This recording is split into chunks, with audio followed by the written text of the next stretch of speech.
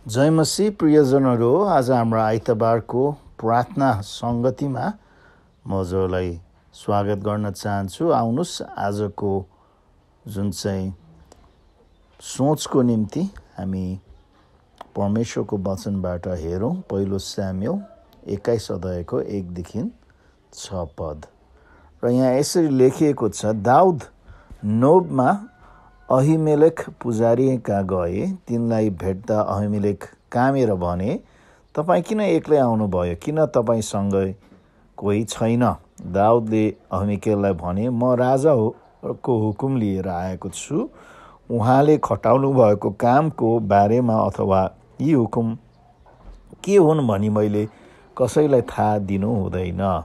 जब म मेरा मानिसहरूबाट बिदा भएँ तब मैले तिनीहरूलाई अमुक ठाउँमा भेट्न भनी भने। अब तपाईँसित के छ? मलाई 5वटा रोटी अथवा जति पाउन सक्नुहुन्छ दिनुहोस्। तर पुजारीले दाउदलाई भने, मसित साधारण रोटी त छैन, चढाइएको पवित्र रोटी मात्र छ। तर के ती जवानहरू स्त्रीबाट अलग बसेका छन्? दाउदले पुजारीलाई जवाफ दिए, अहिलेसम्म धावामा जाँदा हामीहरू स्त्रीहरूबाट अलग बसेका छौँ। अशुद्ध काम गर्न भएका तापनि यी जवान मानिसहरूका वस्तुहरू चोखा छन्। आजको दिन तिनीहरूका वस्तुहरू झन् कति बढी चोखा छन्। त्यहाँ अरू कुनै रोटी नभएको हुनाले ती पुजारीले तिनलाई त्यो चढाएको रोटी दिइहाले, जुन रोटी परमप्रभुको सामुबाट निकालिएर उही दिनमा तातो रोटीले सटिएको थिए। आमेन। हुन्छ, हामी प्रार्थना गरौँ। स्वर्गीय पिता, हामी हजुरलाई धन्यवाद दिन्छौँ यो नयाँ बिहानीको निम्ति, यो नयाँ दिनको निम्ति, यो नयाँ हप्ताको निम्ति। अन्त यो जुन चाहिँ वचनको सोचलाई हजुरले अभिषेक गर्नुहोस् र हाम्रो प्रार्थनाको समयलाई पनि अभिषेक गर्नुहोस् भनेर हामी प्रार्थना गर्छौँ र आफ्ना जनहरूलाई आशिष गर्नुहोस्। येशू ख्रीष्टको उच्च अनि पवित्र नाममा आमेन। प्रियजन हो, यहाँ हामी के पाउँछौँ भने दाउद साउलबाट भागेर जुन चाहिँ नोब भन्ने ठाउँमा जान्छन्, जहाँ चाहिँ अहिमेलेक पुजारी होइन र उसका अरू अन्य पुजारीहरू चाहिँ बस्दछन् है। यो कुरा 1 पदले देखाइएको छ। अन्त दाउदले चाहिँ अहिमेलेकलाई एक हिसाबले झुकाउँदछ। उसले आफूलाई साउलले खेदो गरेको छ भनेर भन्दैन, तर साउलले उसलाई केही कामको निम्ति पठाएको भन्ने कुरा बताउँदछ। र पछि गएर यो कारणले गर्दा अहिमेलेक र अरू पुजारीहरूलाई चाहिँ साउलले मारेको कुरा हामी पाउँदछौँ।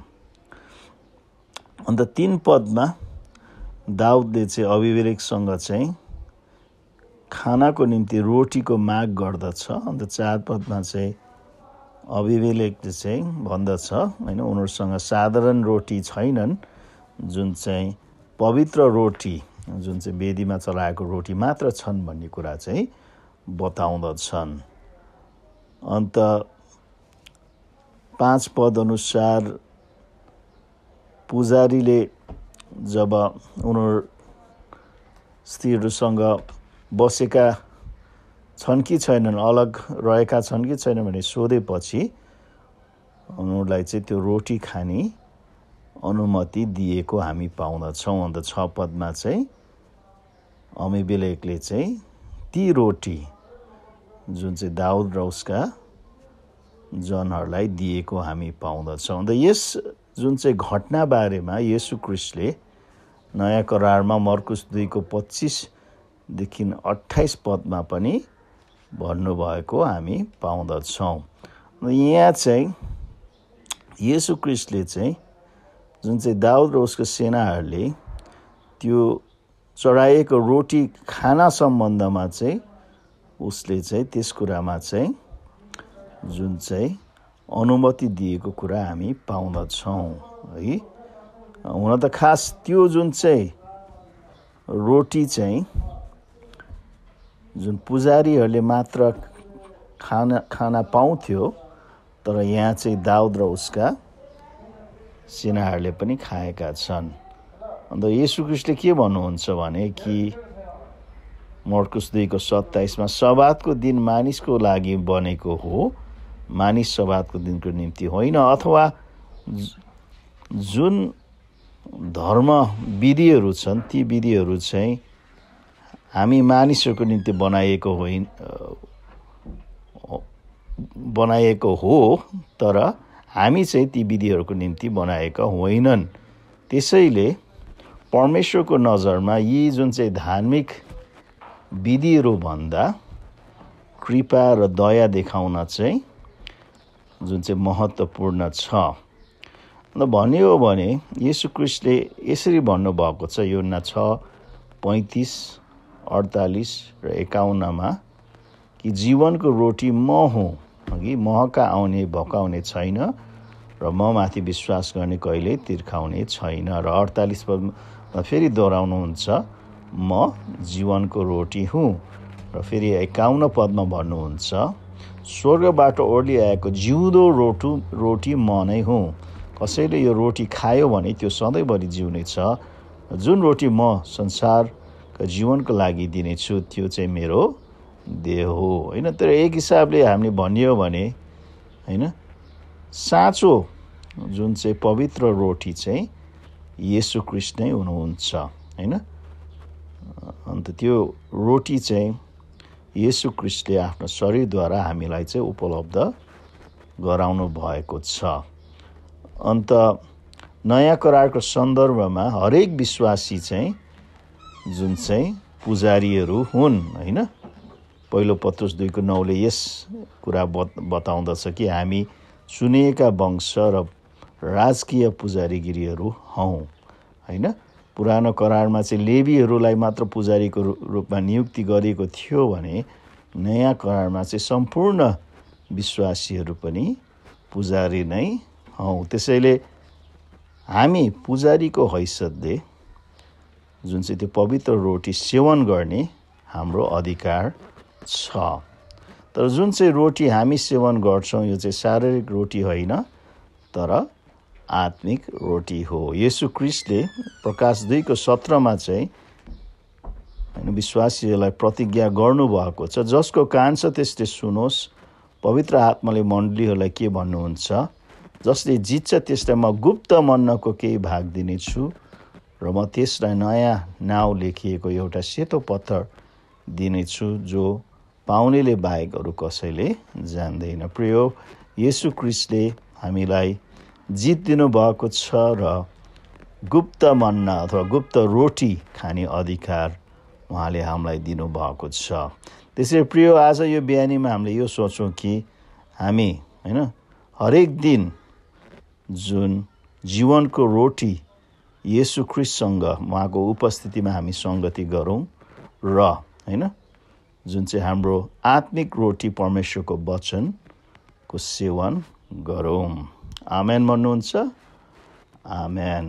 हुन्छ प्रिय, आज हामी प्रार्थनातर्फ जाउँ र हामी प्रार्थनाको विषयहरू बाँडौँ। अन्त सर्वप्रथम त हाम्रो मण्डलीको निम्ति प्रार्थना गरौँ, मण्डलीको हरेक जन र परिवारहरूको निम्ति, नयाँ विश्वासीहरूको निम्ति, पुराना विश्वासीहरूको निम्ति, दुःख बिरामी र आवश्यकताहरूमा परेकाहरूको निम्ति पनि हामी प्रार्थना गरौँ। मण्डलीमा भएका साना बालकहरू र वृद्ध आमा बुवाहरूको निम्ति पनि हामी प्रार्थना गरौँ। विदेशमा भएका हाम्रो प्रियजनहरूको निम्ति पनि हामी प्रार्थनामा याद गरौँ र साथसाथै मण्डलीको सम्पूर्ण सेवा सङ्गति र सेवकाईहरूको निम्ति पनि हामी प्रार्थना गरौँ। अन्त हाम्रो यो आउने शुक्रबार र आइतबार जुन हाम्रो इस्टरको समय आएका छौँ त्यसका जुन चाहिँ सेवाहरूको निम्ति पनि हामी प्रार्थना गरौँ।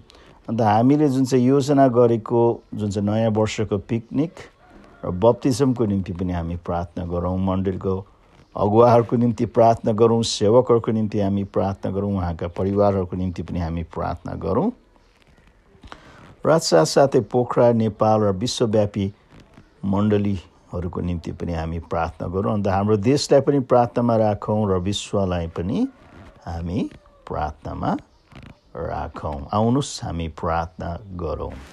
स्वर्गीय पिता, हामी हजुरलाई धन्यवाद दिन्छौँ कि आज हजुरले हामीलाई यो दिन दिनुभएको छ अन्त हामी धन्यवाद दिन्छौँ प्रभु, हजुरले आफ्नो शरीर हामीलाई दिनुभएको छ। जीवनको रोटी हजुर हुनुहुन्छ। अन्त हजुरबाट हामी सेवन गर्ने अधिकार, सेवन गर्ने सहुलत प्रभु हजुरले हामीलाई दिनुभएको छ कि हामी आत्मिक हिसाबले सन्तुष्ट हुन सकौँ भनेर, परिपक्व हुन सकौँ भनेर प्रभु हामीलाई दैनिक हिसाबले हजुरको उपस्थितिमा सङ्गति गर्न र हजुरको जीवनको रोटी, हजुरको वचन सेवन गर्नमा सहायता गर्नुहोस् भनेर हामी प्रार्थना गर्छौँ। हाम्रो मण्डलीको निम्ति प्रार्थना गर्छौँ। अन्त हामीले जुन हाम्रो मण्डलीको हरेक व्यक्तिहरूको निम्ति, हरेक जनहरूको निम्ति, उहाँहरूको आत्मिक जीवनको निम्ति प्रभु हजुरसँगको हिँडाइको निम्ति प्रभु हजुरले अगुवाई र अभिषेक गर्नुहोस्। नयाँ आउँदै गर्नुभएको विश्वासीहरूको निम्ति हामी धन्यवाद दिन्छौँ। अन्त उहाँहरूलाई विश्वासमा हुर्कनमा अन्त निरन्तर रूपले सङ्गति सेवामा आउनमा सहायता गर्नुहोस्।